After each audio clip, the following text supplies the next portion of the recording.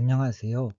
오늘은 마태복음 8장 18절로 22절과 누가복음 9장 57절로 62절의 말씀을 중심으로 함께 은혜를 나누려고 합니다. 여기에는 예수님의 제자들이 세상으로부터 어떤 대우를 받게 될 것인지, 그리고 제자로 사는 목적이 무엇인지를 말씀하시고 있습니다. 예수님은 세례 요한과 함께 유대 사회에 엄청난 충격이었습니다. 특별히 예수님이 선포하신 말씀은 다른 사람과는 비교할 수 없는 권세가 있었습니다. 그리고 치유받기 위해서 예수님을 찾아온 모든 사람을 다 치유하신 일과 예수님이 행하신 모든 기적들은 누구도 할 수 없는 일이었습니다. 특별히 하나님이 함께하지 않으면 불가능한 일이었습니다.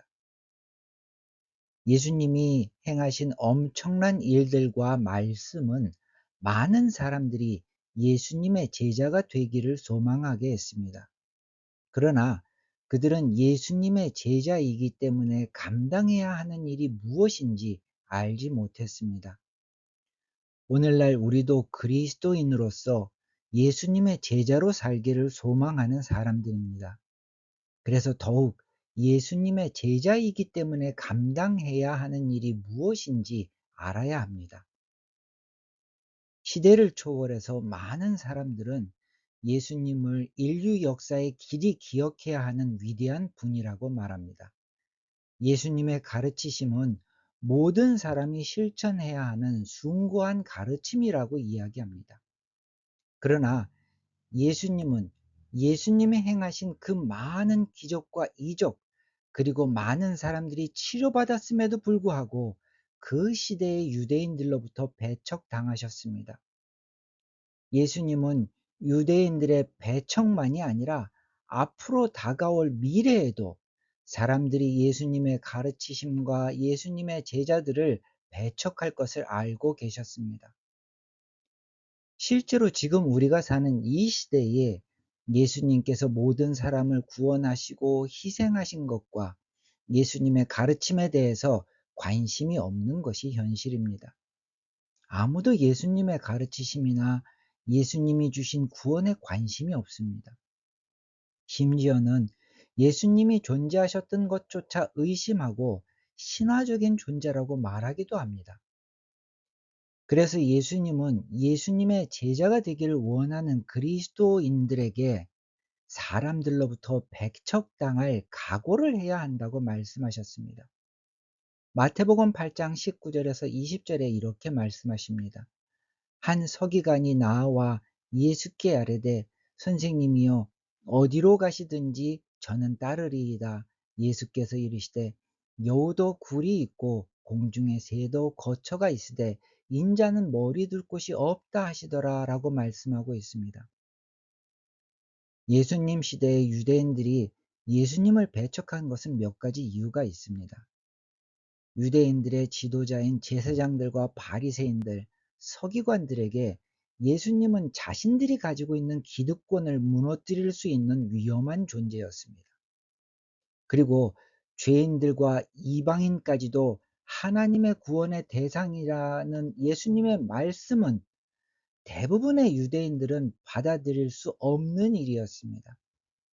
유대인들에게 죄인들과 이방인은 하나님께 심판받아야 하는 존재들이었습니다. 유대인의 지도자들이나 대부분의 유대인들은 자신들의 관점에서 예수님을 보고 판단했습니다. 다시 말하면 아담과 하와가 죄를 지은 것 같이 자기중심적인 관점, 죄성을 쫓아서 예수님을 판단한 것입니다.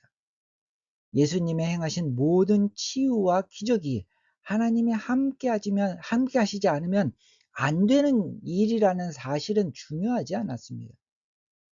오늘 우리가 사는 이 시대에도 예수님의 시대의 유대인들과 똑같은 일을 하고 있습니다. 자기중심적인 시각으로 예수님을 판단하고 있습니다. 그리고 예수님의 말씀을 거부하고 있습니다. 사람들은 자신들에게 좋은 것만 받아들이고 자신들의 마음에 들지 않는 것은 거부합니다. 예수님이 모든 사람을 구원하시고 모든 죄를 용서하셨다는 것은 받아들입니다. 그러나 죄를 떠나서 공의를 실천하라는 하나님의 말씀은 받아들이지 않습니다. 한 예로 하나님은 모든 사람이 하나님 앞에 평등하다고 하셨습니다. 하지만 서구 백인 교회는 예수님을 믿지 않는 서구 사람들과 마찬가지로 백인 우월주의를 내세우며 다른 인종을 차별해 왔습니다. 그리고 지금도 차별하고 있습니다. 인종차별만이 아니라 동서양을 막론하고 교회에서 사회 경제적인 차별과 장애인들에 대한 차별이 있습니다. 소위 인권이라는 이름으로 동성연애를 수용해야 한다고 말하는 사람들이 있습니다. 인권이라는 이름으로 욕구의 평등은 이야기하지만 인간의 존엄과 진정한 평등에는 눈과 귀를 닫고 있는 것이 교회의 현실입니다. 세상에 속한 사람들은 하나님께서 말씀하신 진실과 공의를 말하는 사람들을 편협한 근본주의자 혹은 분리주의자라고 배척합니다.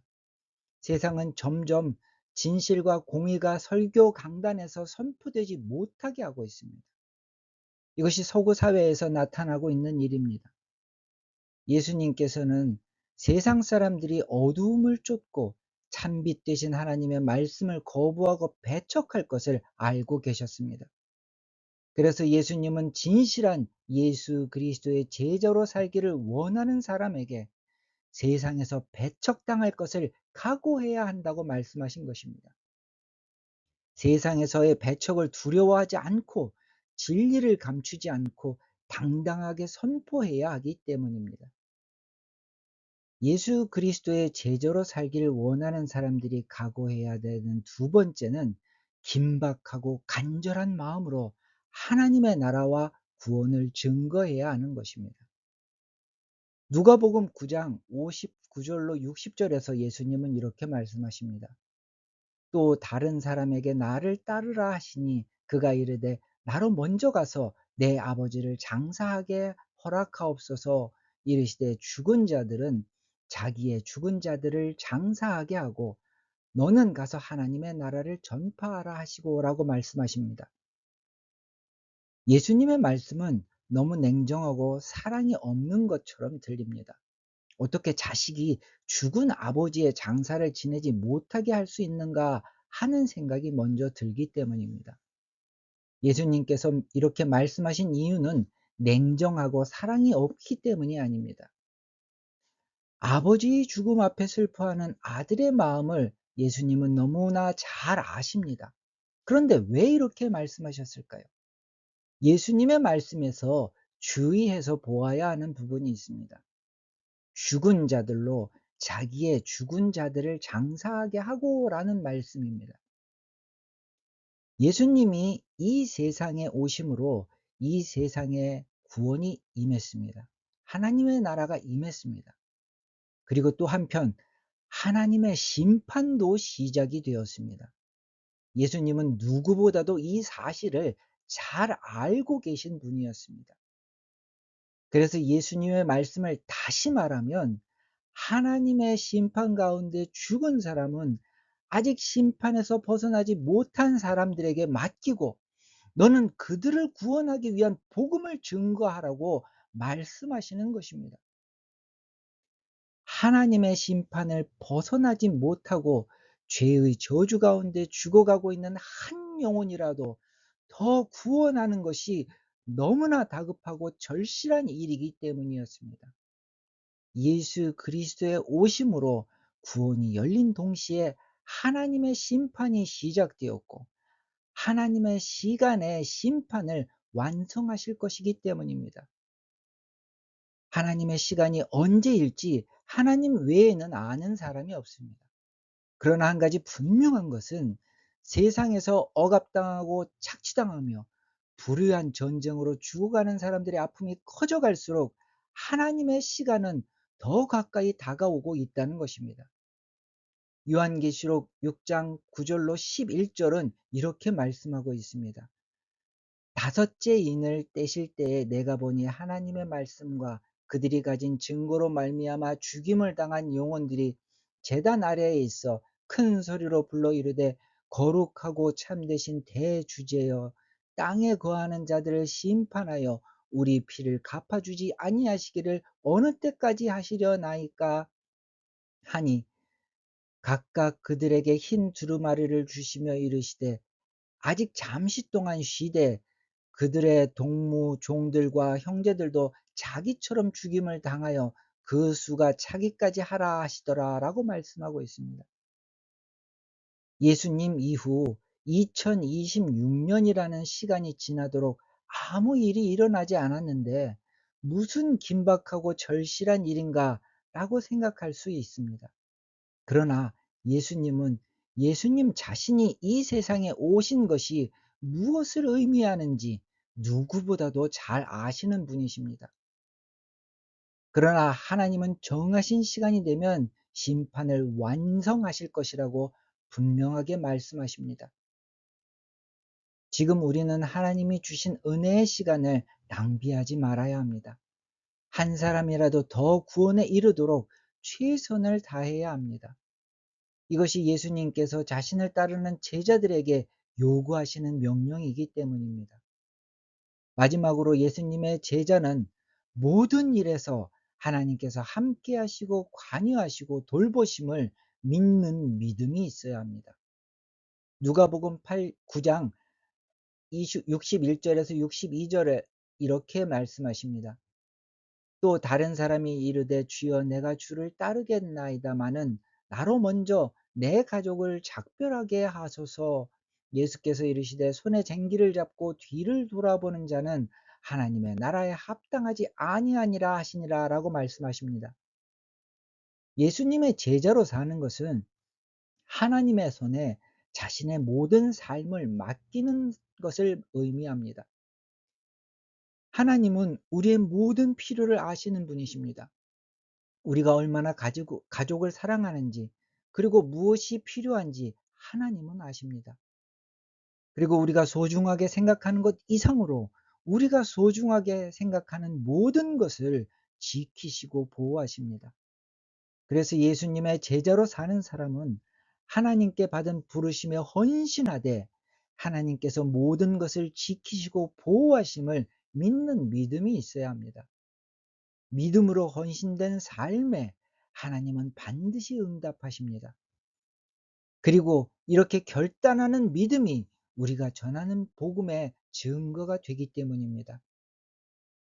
우리가 전하는 복음은 그냥 말뿐인 공허한 가르침이 아닙니다. 우리가 전하는 복음은 능력이고 하나님의 나라는 이미 우리의 삶에 임해 있기 때문입니다. 그리고 하나님의 말씀은 살아서 역사하시는 능력입니다. 무엇보다 예수 그리스도의 복음을 증거하고 하나님의 나라를 증거하는 것은 사람의 지혜나 유창한 언변으로 가능한 것이 아닙니다. 예수님의 말씀대로 기도 없이는 하나님의 능력이 드러나지 않기 때문입니다. 흔들리지 않는 믿음과 끈질긴 기도만이 성령의 능력이 드러나고 복음을 증거하고 하나님의 나라를 증거할 수 있는 유일한 영적인 무기입니다. 오늘 예수 그리스도의 참된 제자로 구별된 믿음과 각오로 사는 모두가 되시기를 간절히 권면드립니다. 다 같이 기도하시겠습니다. 하나님, 이 시대의 진정한 예수 그리스도의 제자로 살기를 소망합니다. 예수님의 말씀을 쫓아 마음으로부터 결단하게 하시고 흔들림 없이 예수 그리스도께서 명령하신 사명을 온전히 감당할 수 있도록 도와주시기를 간구합니다. 절박한 마음으로 복음을 전하며 하나님의 공의를 실천하고 구별된 믿음으로 사는 우리가 되도록 붙들어 주시옵소서. 오늘 하루도 하나님의 손 위에 우리의 모든 삶을 맡기오며 예수 그리스도의 이름으로 기도드렸습니다. 아멘.